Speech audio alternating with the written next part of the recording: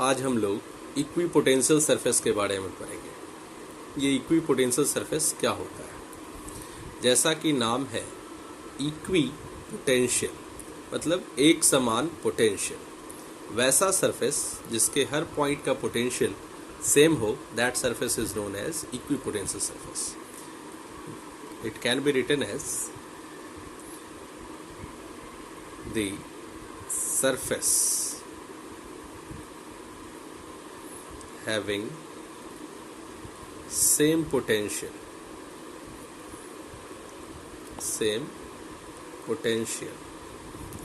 at each and every point.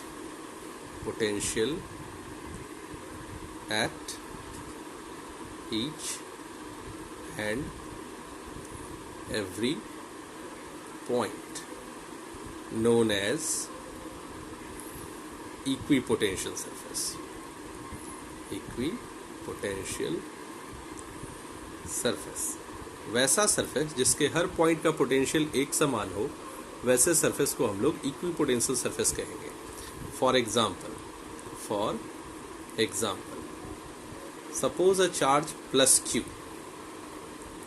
एक charge plus Q है और we have to draw an equipotential surface of this charge Q.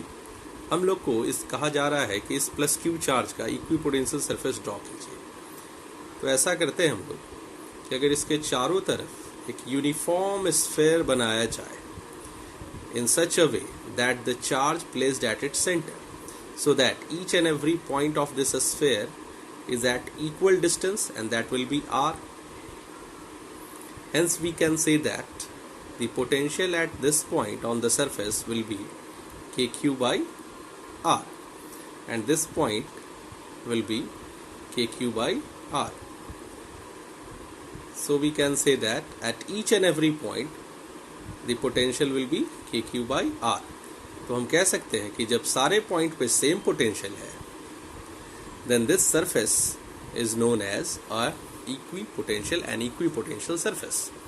तो आप कह सकते हो कि अगर कोई पॉइंट चार्ज है तो उसका इक्विपोटेंशियल सरफेस कैसा होगा? तो it will be like concentric sphere. अगर हम लोग इसको ऐसे देखें, ये प्लस क्यू चार्ज है, ये एक स्फीयर हमने ड्रॉ किया, ये एक स्फीयर हमने ड्रॉ किया, फिर ये एक स्फीयर हमने ड्रॉ किया। इस तरह से इस चार्ज के चारों तरफ हमने स्फीयर ड्रॉ किया। ये स्फीयर का पोटेंशियल अगर V1 है, इस स्फीयर का पोटेंशियल अगर V2 है, इस स्फीयर का पोटेंशियल अगर V3 है, ये स्फीयर का रेडियस R1 है, इस स्फीयर का रेडियस R2 है और इस स्फीयर का रेडियस R3 है। तो जो फर्स्ट स्फीयर है उसका पोटेंशियल V1 है, उसके हर पॉइंट का पोटेंशियल KQ बाई R1 होगा, और सेकेंड स्फीयर के हर पॉइंट का पोटेंशियल KQ बाई R2 होगा, और थर्ड स्फीयर के हर पॉइंट का पोटेंशियल KQ बाई R3 होगा।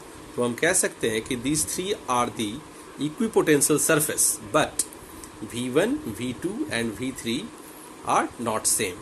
यानी ये जो छोटा स्फीयर है जिसका रेडियस R1 है, इसके हर पॉइंट का पोटेंशियल V1 होगा, और ये जो स्फीयर है इसके हर पॉइंट का पोटेंशियल V2 होगा, और ये जो स्फीयर है इसके हर पॉइंट का पोटेंशियल V3 होगा। So they are called the equipotential surface.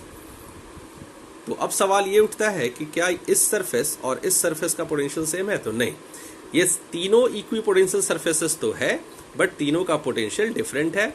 हाँ, आप ये कह सकते हो कि जो भी स्फीयर है उसके हर पॉइंट का पोटेंशियल सेम है। जैसे ये इनर स्फीयर है, इसके हर पॉइंट का पोटेंशियल सेम है, ये मीडियम स्फीयर है, इसके हर पॉइंट का पोटेंशियल सेम है, और ये आउटर स्फीयर है, इसके हर पॉइंट का पोटेंशियल सेम है। तो they are the equipotential surface. तो what is the equipotential surface of a point charge? तो it is concentric sphere. We can say that the equipotential surface of a point charge is concentric sphere. Concentric sphere ये कहा जा सकता है। ये हो गया equipotential surface. And we know that suppose एक सिचुएशन ऐसा लिया जाए, सपोज ये पॉइंट ए है और ये पॉइंट बी है। इन ये दोनों पॉइंट एक इक्विपोटेंशियल सरफेस है हमारे पास प्लस क्यू चार्ज का। प्लस क्यू चार्ज से इलेक्ट्रिक फील्ड लाइंस क्या होगा, डाइवर्ज होगा। ये पॉइंट ए है और ये पॉइंट बी है। वी नो दैट, हमें पता है dv equals to minus E dot d r. Let the separation between the point B d r. मान लिया कि ये दोनों पॉइंट के बीच का जो सेपरेशन है वो कितना है, डी आर है। तो dv is equal to minus E d r cos theta, where theta is the angle between electric field and position vector. Position vector is AB. ये displacement dr, ठीक है। थीटा किसके बीच का एंगल है, तो electric field और position vector के बीच का एंगल है। Since VA is equal to VB because of this surface is equipotential surface, so we can say that potential at point A is equal to potential at point B. A point का potential और B point का potential same होगा क्योंकि ये पूरा कौन सा surface है, इक्विपोटेंशियल सरफेस है। Therefore dv can be written as 0। तो चेंज इन पोटेंशियल क्या हो जाएगा, तो 0 हो जाएगा। तो चेंज इन पोटेंशियल जब 0 हो जाएगा तो हम लोग यहाँ 0 पुट करेंगे और ये हो जाएगा minus E d r cos theta. So cos theta will be 0। Therefore theta is equal to 90 degree. cos theta कहाँ पे 0 होता है, तो 90 डिग्री पे। Hence we can say that the angle between electric field and position vector will be 90 degree. यानी आप कह सकते हो कि इलेक्ट्रिक फील्ड और पोजीशन वेक्टर के बीच का एंगल ये जो बन रहा है ये कितना बन गया, that is 90 degree. Is that clear? ये अब समझ में आ रहा है। तो आप और हम ऐसे समझ सकते हैं कि electric field lines is always perpendicular to the equipotential surface. तो इसको हम लोग लिख भी सकते हैं। Hence we can say that electric field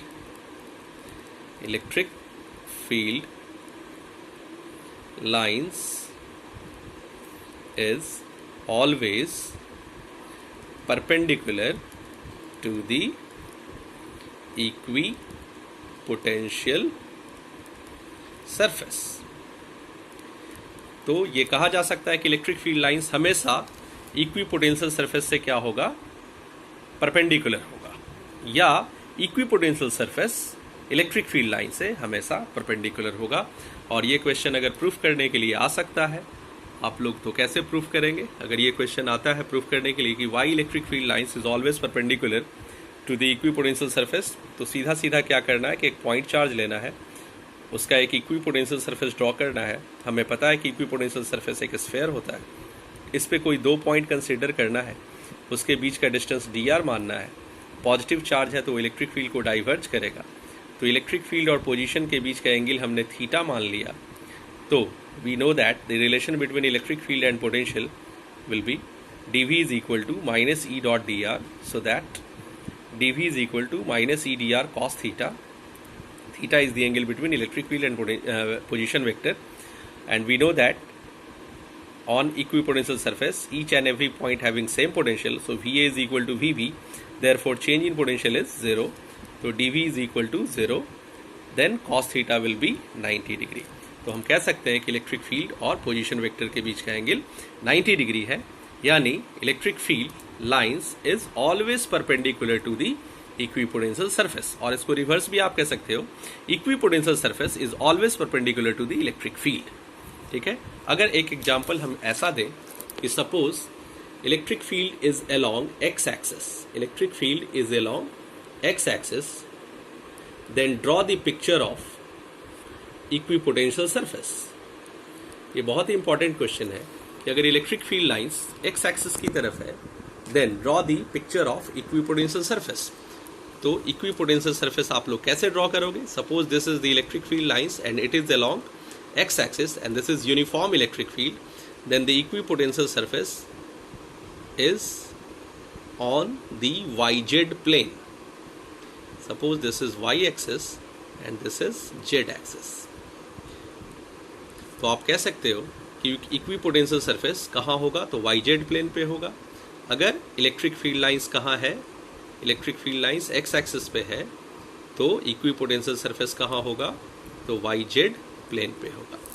और इसी तरह से हम कह सकते हैं कि इलेक्ट्रिक फील्ड लाइंस अगर वाई एक्सिस पे है या electric field lines Z axis पे है और ये यूनिफॉर्म इलेक्ट्रिक फील्ड है। सपोज एक एग्जांपल हमने दिया, electric field lines along z axis, then draw the picture of equipotential surface। तो equipotential surface कौन से एक्सिस पे होगा, तो that will be on xy axis। this is x and this is y।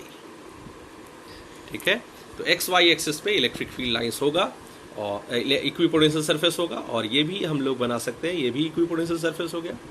यानी आप देख रहे हैं कि इक्विपोटेंशियल सरफेस जो है हमेशा किसके परपेंडिकुलर है, तो इलेक्ट्रिक फील्ड लाइंस के परपेंडिकुलर है एक्स एंड वाई एक्सिस पे। तो जेड एक्सिस पे अगर इलेक्ट्रिक फील्ड है तो कौन सा प्लेन जो होगा जेड के परपेंडिकुलर होगा, तो एक्स वाई प्लेन जेड के परपेंडिकुलर होगा। ये देखिए एक्स वाई प्लेन जेड के परपेंडिकुलर होगा। और इलेक्ट्रिक फील्ड लाइंस अगर वाई एक्सिस की तरफ है, इलेक्ट्रिक फील्ड लाइंस अगर वाई एक्सिस की तरफ है तो कौन सा plane, suppose electric field lines Y axis की तरफ है, तो कौन सा प्लेन इक्विपोटेंशियल सरफेस बनेगा, this is electric field lines and it is along Y axis. तो वाई को छोड़ दें आप तो क्या बच गया, एक्स जेड। तो X Z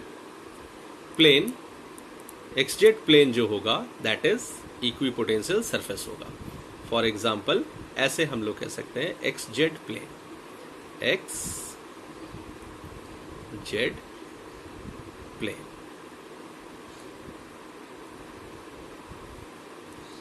x Z plane, आप ऐसे कह सकते हो। ये अगर सपोज वाई एक्सिस है, सपोज ये वाई एक्सिस है, तो एक्स जेड प्लेन हम ये मान सकते हैं, ये एक्स हो गया और ये जेड हो गया, एक्स जेड प्लेन पे होगा। तो इस तरह से आप इक्विपोटेंशियल सरफेस ड्रॉ कर सकते हो। Thank you.